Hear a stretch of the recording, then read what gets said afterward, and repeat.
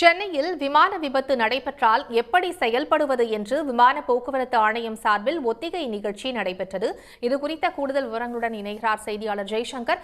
ஜெய்சங்கர், இந்த ஒத்திகை தொடர்பான கூடுதல் விவரங்களை பதிவு செய்யுங்க.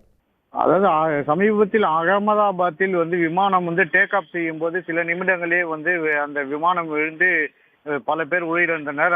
அது சம்பந்தமாக விமான நிலைய ஆணையம் பல்வேறு ஒத்திகைகள் முன்னடைவதற்கு எடுக்குமாறு வலியுறுத்தியிருந்தது. இந்நிலையில்தான் ஏர்போர்ட் அத்தாரிட்டி ஆஃப் இந்தியா, அதாவது சென்னை சார்பில் பரங்கிமலை ஓட்டிய அருகில் இன்று விமான விபத்து போல் காட்சிப்படுத்தி அந்த ஒத்திகை நடைபெற்றது. இது குறிப்பாக அந்த ஒரு காலி சிறிய மைதானத்தில் ஒரு விமானம் கீழே விழுந்து நொறுங்கி இருப்பது போலும், அங்கிருந்தவர்கள் பயணிகள் சிதறி காயமடைந்து துடிப்பது போலவும் காட்சிப்படுத்தப்பட்டிருந்தது. உடனடியாக மேடே கால் அழைக்கப்பட்டது. இதனை அடுத்து அங்கிருந்து தீயணைப்பு துறைக்கும் காவல்துறைக்கும் தகவல் அளிக்கப்பட்டது. இந்த நிலையில் விமான நிலையத்தில் இருந்த சிறப்பு தீயணைப்பு வாகனங்கள் 3 அதிவேகமாக வந்தது. உடனே அந்த வந்த வேகத்தில் முதலில் தண்ணீரை பீச்சி அடித்தனர். அதனை அடுத்து ஆனாலும் அந்த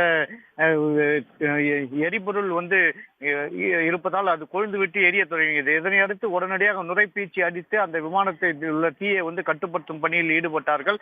அதே வழியில் மறுபுறம் சிஎஸ்எஃப் வீரர்கள் அந்த விமான விபத்து பகுதியை சூழ்ந்து கொண்டார்கள்.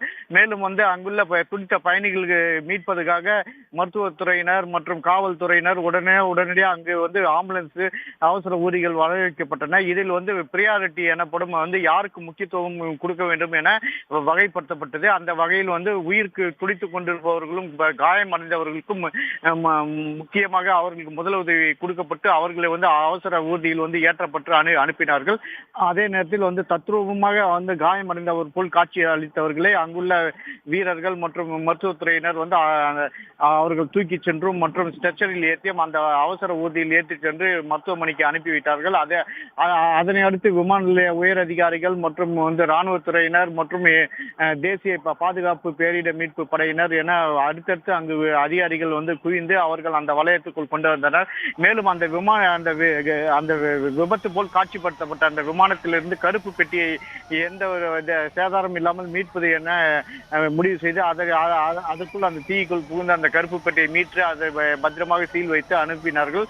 மேலும் அதற்கு அடுத்த போல் விமானத்தில் உயிரிழந்தவர்கள் உடல்கள் சிதறிக்கிடந்த உடல்களை அப்புறப்படுத்தி அதனை உரிய முறையில் அடையாளம் காணப்பட்டு அதனை மாற்றுவதற்கு அனுப்பும் பணியில் ஈடுபட்டு இதுபோல் அந்த ஒத்திகை முழுவதுமாகவே ஒரு கூட்டு முயற்சியாகவும் செயல்படுத்தப்பட்டது. இதனை அங்கிருந்த பொதுமக்கள் மற்றும் அனைவரும் பார்த்தனர். மேலும் இந்த ஒருங்கிணைப்பு கூட்டத்துக்கு பின்பாக அவர்களுக்கு இது போல ஒரு சம்பவம் நடைபெற்றால் எப்படி ஒரு கூட்டாக ஈடுபட்டு மீட்பு பணியில் ஈடுபடுவதென அதிகாரிகள் தரப்பில் விளக்கம் அளித்துக் கொண்டிருக்கிறார்கள்.